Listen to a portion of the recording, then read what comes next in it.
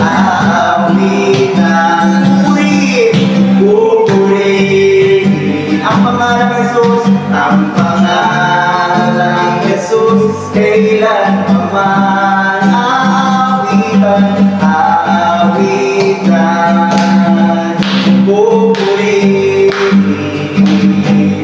ang pangalan ng Jesus, kailanman.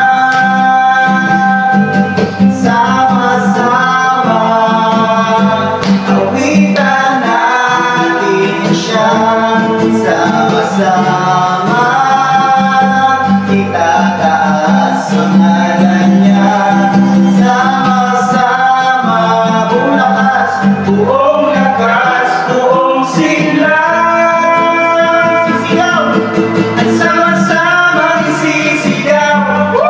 Buong lakas kong isisigaw, yeah! Sama-sama isisigaw, purihin siya, may sama-sama, sama-sama awitan natin siya, sama